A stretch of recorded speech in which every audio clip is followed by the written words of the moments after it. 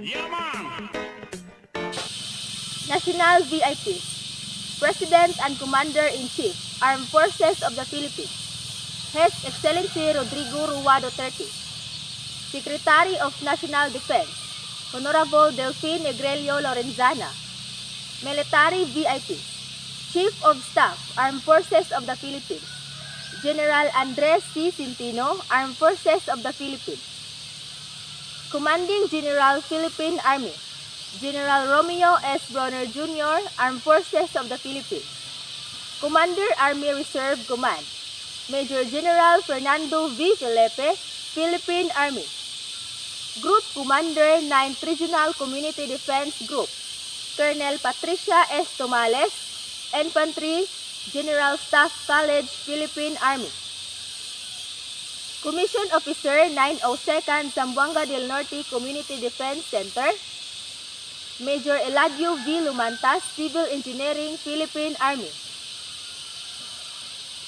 President GRMSU System, Dr. Dailinda R. Lapot, NSTP Director, Dr. Rachel J. Daimil, NSTP Unit Head, Dr. Noel G. Lopesilio, Commandant GRMSU Army ROTC Unit, Major Eladio V. Lumantas, Civil Engineering, Philippine Army. Assistant Commandant, Second Lieutenant Nicanor B. Omimaga, Reserve Philippine Army.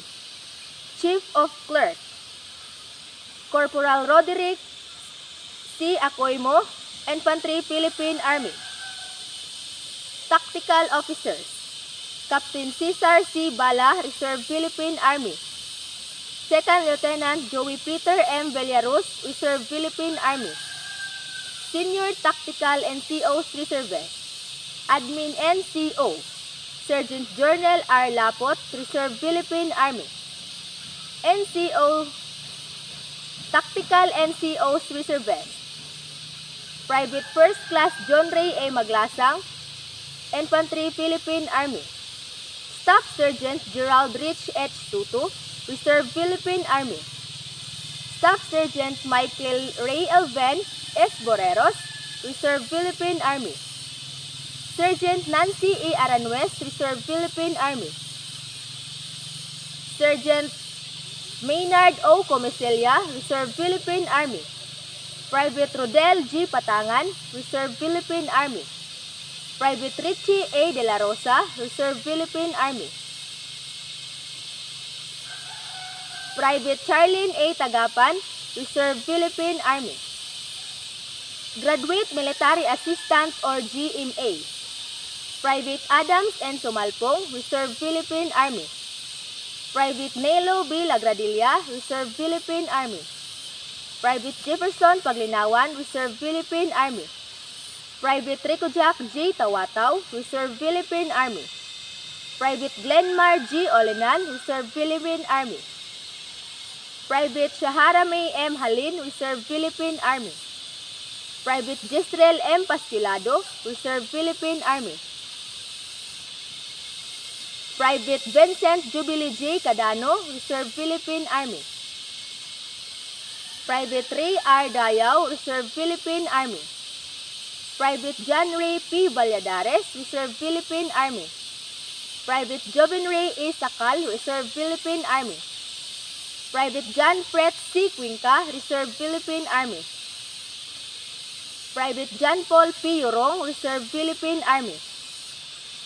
Private Michelle B. Andicoy, Reserve Philippine Army. Private Vance Alistair L. Pagasian, Reserve Philippine Army. Private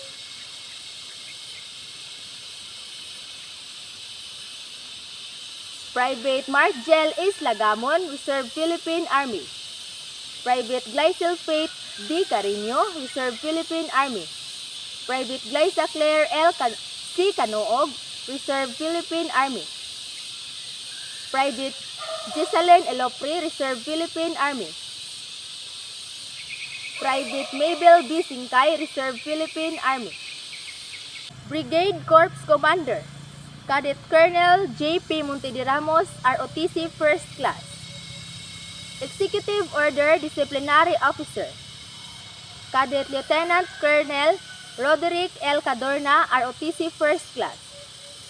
Brigade S1 Adjutant Officer, Cadet Lieutenant Colonel Bless T. Andicoy, ROTC First Class. Brigade S2 Intelligence Officer, Cadet Lieutenant Colonel Ronel V. Bailon, ROTC First Class. Brigade S3 Operation Officer, Cadet Lieutenant Colonel Ramil P. Samson, ROTC First Class. Brigade S4 Logistic Officer, Cadet Lieutenant Colonel Sheila May P. Azores, ROTC First Class. Brigade S7 Liaison Officer, Cadet Lieutenant Colonel Jamaica S. Lagudas, ROTC First Class. 1st Battalion Commander, Cadet Lieutenant Colonel Jomari T. Osabel, ROTC First Class. 2nd Battalion Commander, Cadet Lieutenant Colonel Gifford C. Peregora, ROTC First Class. 1st Battalion Executive Order Disciplinary, Cadet Major John Mark T. Cleminia, ROTC First Class. Battalion S1 Adjutant, Cadet Major Kathleen Rose E. Apaw, ROTC First Class. Battalion S2 Intelligence, Cadet Major Jericho T. Osabel, ROTC First Class. Battalion S3 Operation, Cadet Major Jason A. Hamarulin, ROTC First Class. Battalion S4 Logistics, Cadet Major Maria Alona Jane P. Alfon, ROTC First Class. Battalion S7 Liaison, Cadet Major Chenli R. Selva, ROTC First Class. 2nd Battalion Executive Order Disciplinary, Cadet Major Brian P. Banuelos, ROTC First Class. Battalion S1 Adjutant, Cadet Major Robelyn B. Magnawong, ROTC First Class. Battalion S2 Intelligence, Cadet Major Hansel P. Susubrado, ROTC First Class. Battalion S3 Operation, Cadet Major Raymark O. Lakay, ROTC First Class. Battalion S4 Logistics, Cadet Major Mary Joyce C. Maghinay, ROTC First Class. Battalion S7 Liaison, Cadet Major Rowella Bernadette B. Kinlog, ROTC First Class. Cadet Major Mary Christy Lidama, ROTC First Class.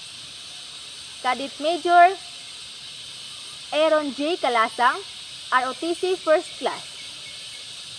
Cadet Major Stephen J. F. Takliad, ROTC First Class. Cadet Major Jovinal P. Katilok, ROTC First Class. Cadet Major Christian G. Sartande, ROTC First Class. Cadet Major Arian Faye N. Palangan, ROTC First Class.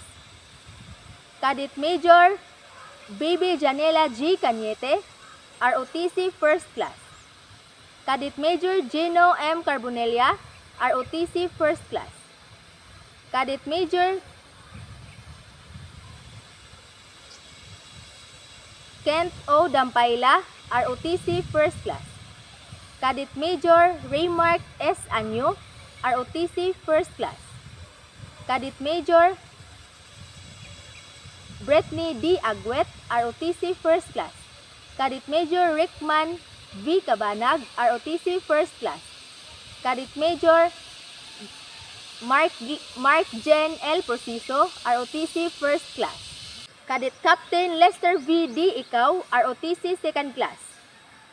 Cadet Captain Richard S. Zamoras, ROTC Second Class.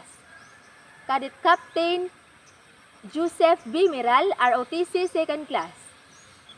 Cadet Captain Erwin T. Palomares, ROTC Second Class.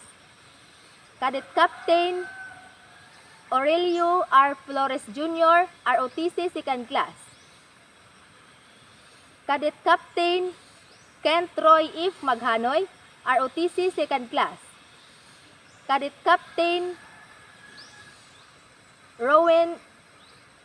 Rowan Vincent A. Sumandoran, ROTC Second Class. Cadet Captain Jefferson in Makiling, ROTC Second Class.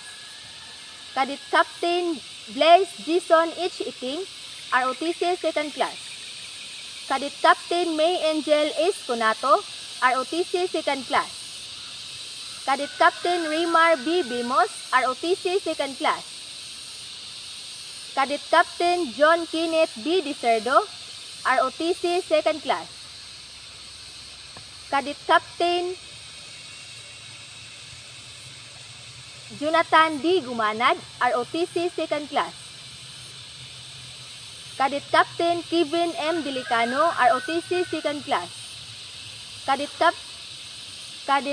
Captain Lenchi Kyle is Abapo, ROTC Second Class. Cadet Captain Lovely Jane A. Maginsay, ROTC Second Class. Military Professionalism. Men who adopt the profession of arms submit their own free will to the law of perpetual constraints of their own accord. They reject the right to live where they choose to say what they think, to dress as they like.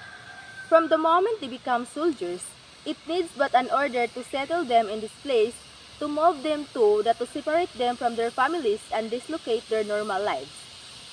In a world of command, they must rise, march, run, endure bad weather, and go out without sleep or food, be isolated in some distant post, work until they drop. They have ceased to be the master of their own fate. If they drop on their tracks, their ashes shall be scattered in the four winds. That is all part and parcel of their job. Pledge of loyalty. If you work for a man in heaven's name, work for him, speak well of him, and stand by the institution that he represents. Remember, an ounce of loyalty is worth a pound of cleverness. If you must growl, condemn, and eternally find fault, why not resign your position? And when you are in the outside, dance to your heart's content. But as long as you are a part of this institution, do not condemn it. If you do, the first high wind that comes along will blow you away, and probably you'll never know why. Military courtesy. An act of politeness, civility, and respect that a personnel in a military organization accord to one another. Military discipline. It is a state of order and obedience existing within a command. Military leadership. It is a process of influencing men in such a manner as to accomplish the mission. Military secrecy. What you see, what you hear, when you leave it here. Salute is the highest form of courtesy. 11 General Orders. Number 1. To take charge of this post and all government property in view. Number 2. To walk my post in a military manner, keeping always on alert and observing everything that takes place within sight or hearing. Number 3. To report all violation of orders I am instructed to enforce. Number 4. To repeat all calls from posts more distant from the guardhouse than my own. Number 5. To quit my post only when properly relieved. Number 6. To receive, obey, and pass on the sentinel who relieves me all orders from the commanding officer, officer of the day, and non-commissioned officer of the guard only. Number 7.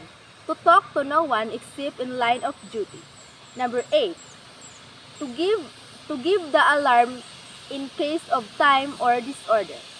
Number 9. To call the commander of the guard in any case not covered by instruction. Number 10. To salute all officers, colors, and standard, not case. Number 11. To be especially watchful at night and during the time of challenging, to challenge all persons on or near my post and to allow no one to pass without proper authority.